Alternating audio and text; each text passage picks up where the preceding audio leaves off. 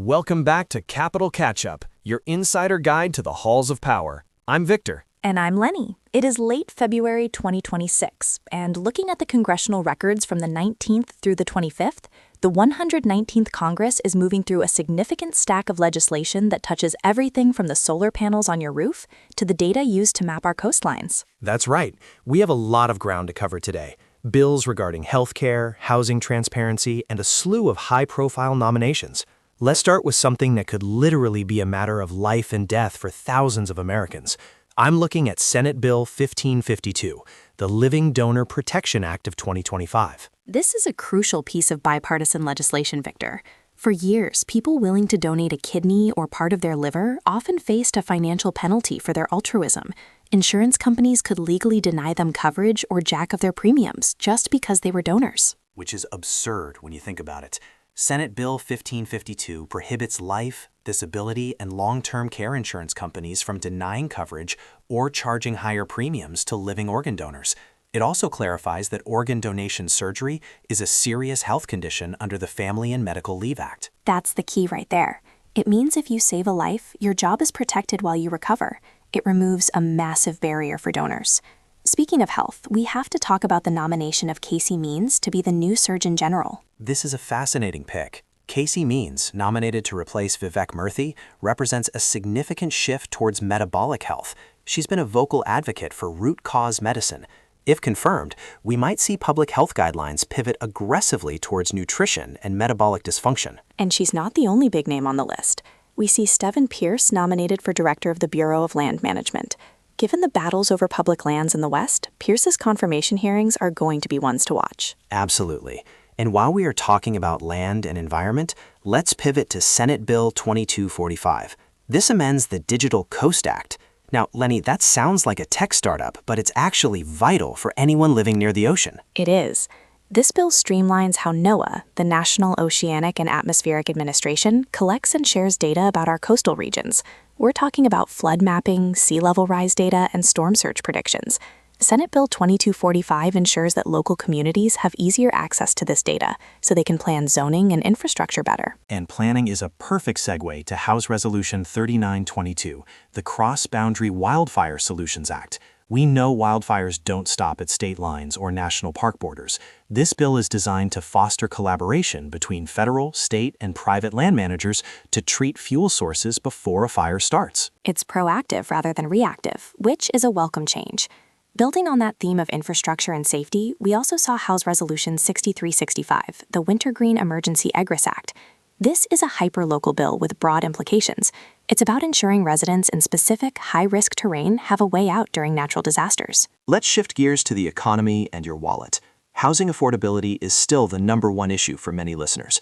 House Resolution 7597, the Affordable Housing Barriers Transparency Act, is trying to shine a light on why rent is so high. Exactly. This bill doesn't just throw money at the problem. It requires communities to report on the regulatory barriers, like restrictive zoning or outdated land use laws that prevent affordable housing from being built. It's a sunshine bill, operating on the theory that if you expose the red tape, local governments will be pressured to cut it. And on the flip side of household costs, we have House Resolution 4758, the Homeowner Energy Freedom Act. This legislation aims to repeal certain mandates and regulations that critics argue drive up the cost of home appliances and energy systems. It's framed as consumer choice, but the debate will be whether it undermines energy efficiency goals. It's always a balancing act. Now, I want to highlight a bill that supports a very specific but vital demographic: student parents.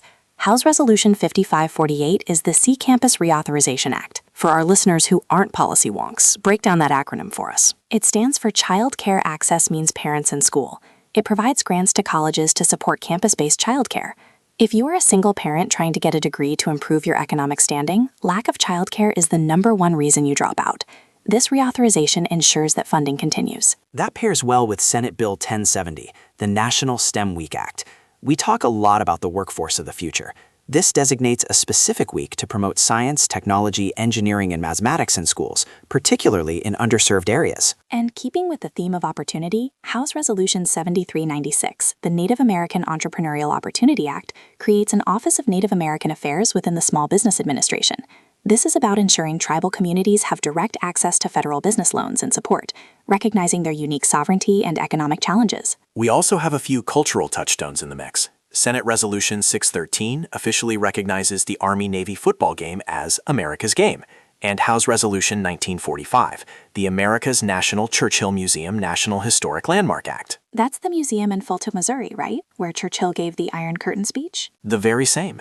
This bill elevates its status, ensuring preservation funding. It's a nod to our transatlantic history. Before we wrap up, we need to look at the nomination slate again.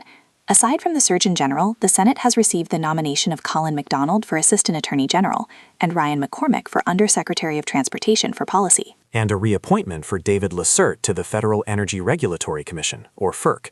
FERC is one of those agencies people ignore until the lights go out. Lacerte's reappointment suggests a desire for continuity in how we regulate our electric grid. We also noticed some administrative cleanup.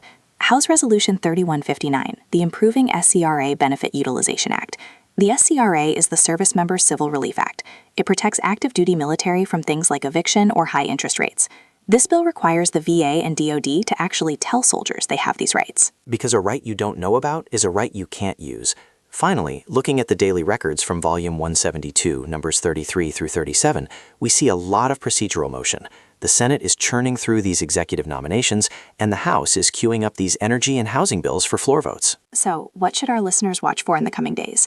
Keep an eye on the Surgeon General confirmation hearings for Casey Means. That will spark a massive debate on food policy. And watch the markup on the Affordable Housing Barriers Transparency Act. If that gains traction, it might force your local city council to answer some tough questions about why they aren't building more homes. That's all for this week's Capital Catch-Up. Thanks for listening. Stay informed, and we'll see you next time.